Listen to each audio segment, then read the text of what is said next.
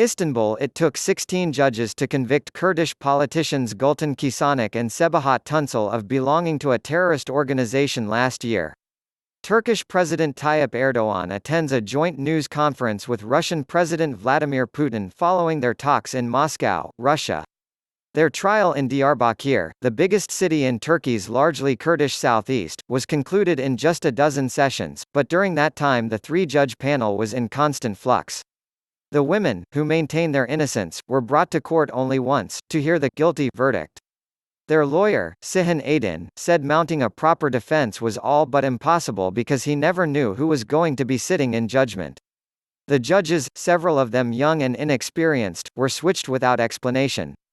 The chief judge was changed 4 times as well, said Aydin, a human rights lawyer and chair of the local bar association. At every hearing there was a new group of judges, and every time we had to start the defense from the beginning. The tumult turned the proceedings on their head. It was impossible for the judges to read the thousands of pages in the case file, so each time we had to summarize and explain what was in the indictment, Aydin said. It became our job to teach the judges. The court declined to comment about the case. Terrorist charges like the ones used to convict the 2 women have become commonplace in Turkey, especially since a failed attempt by parts of the military to overthrow President Tayyip Erdogan in 2016. Mass arrests followed. Also increasingly common is the practice of switching judges during a trial, more than a dozen lawyers and other legal sources told Reuters. Turkish officials say such changes are merely routine, for health or administrative reasons. Lawyers interviewed by Reuters say they are convinced it's a way for the government to exert control over the courts. The constant reshuffling of judges is a simple but very useful mechanism. For every time the government gets involved like this in the judiciary, there are hundreds more cases where the judges learn their lesson not to act against perceived government interests, said Gareth Jenkins, a political analyst based in Istanbul. Neither Erdogan's office nor the Justice Ministry responded to detailed questions for this article by the time of publication. Mehmet Yilmaz, deputy chairman of the Council of Judges and Prosecutors, the state body that appoints law officials, said Turkey's legal system is not behind any country in the world. The judiciary has been used as an instrument to advance political agendas in Turkey for decades. Under Erdogan, his opponents say, it has been deployed as a political cudgel and hollowed out to an unprecedented degree. Under his purge, thousands of judges and prosecutors have been sacked, by the government's own count. They have been replaced by inexperienced newcomers, ill-equipped to handle the dramatic spike in workload from coup-related prosecutions. At least 45% of Turkey's roughly 21,000 judges and prosecutors now have 3 years of experience or less, Reuters calculated from Ministry of Justice data. We aren't claiming that the judiciary was independent from governments before, said Zainal Emre, a lawmaker from the main opposition Republican People's Party (CHP). However, a period like this where the government wields the judiciary like a sword on politics and especially the opposition is unprecedented. At the time of their arrest in late 2016, Kisanak and Tuncel were prominent figures in the Kurdish minority's decades-long campaign for social, economic and political equality. Kisanak, 58, a former journalist, had recently been elected Diyarbakir's mayor. Tuncel, 44, was a lawmaker in parliament, representing an Istanbul constituency.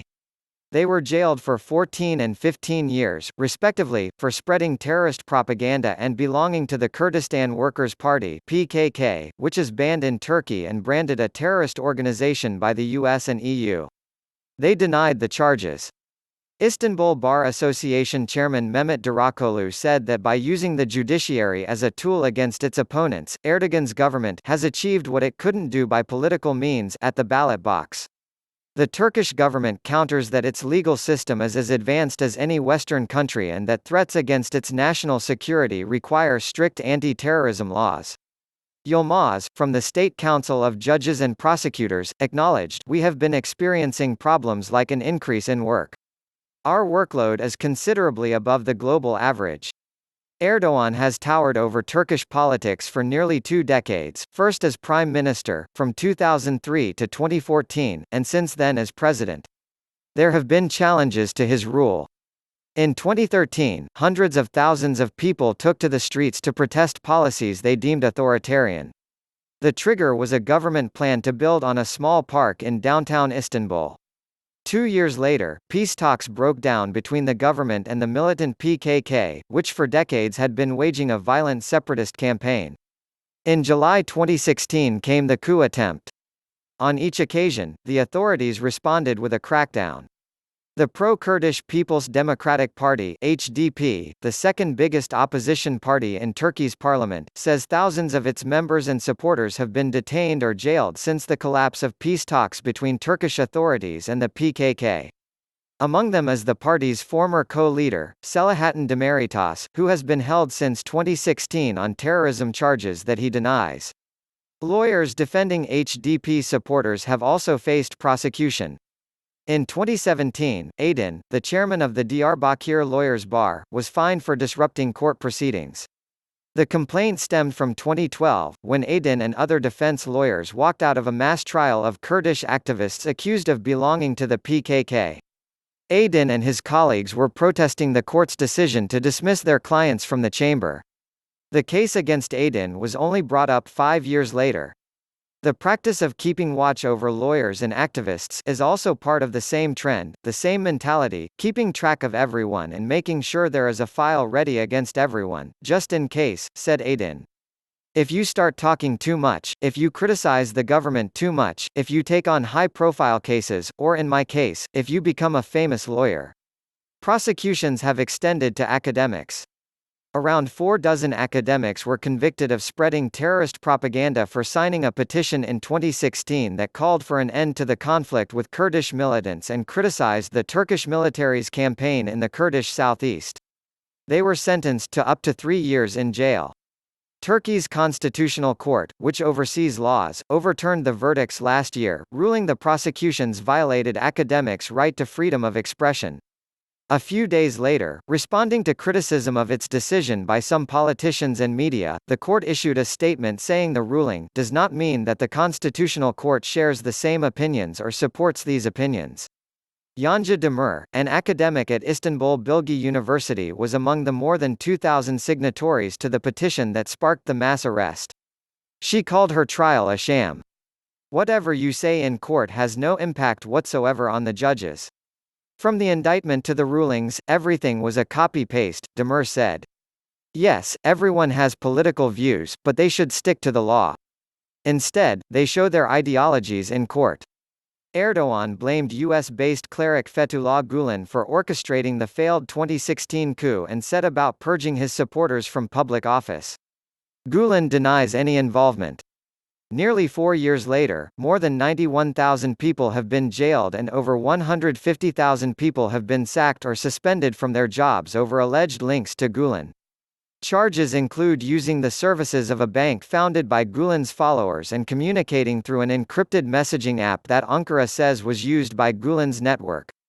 The purge has hollowed out Turkey's justice system even as the caseload has exploded. By last November, 3,926 judges and prosecutors had been sacked from their posts, Justice Minister Abdulhamit Gül told Parliament. More than 500 are in jail. The expulsions have resulted in a shortage of experienced judges and prosecutors, the president of Turkey's Supreme Court of Appeals, Ismail Rustu Sirat, told Reuters. The purges have added to the workload of Turkey's judicial system. More than 500,000 people have been investigated since the coup attempt. As of late 2019, around 30,000 were still awaiting trial as the courts try to process the vast number of coup-related cases. Some suspects have been jailed for months without an indictment or a trial date.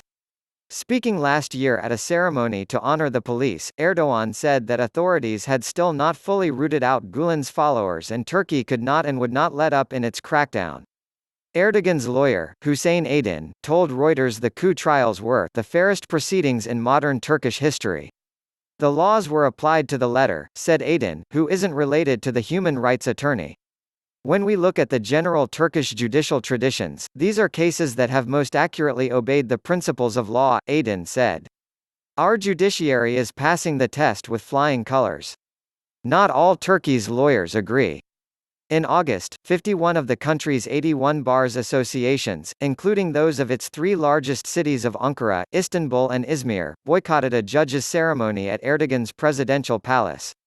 The choice of venue, they said, signaled a lack of separation of powers and violated their code of ethics. The Ankara Bar Association said Turkey's judicial system had descended into chaos with lawyers jailed, the defense muzzled and confidence in judges and prosecutors destroyed.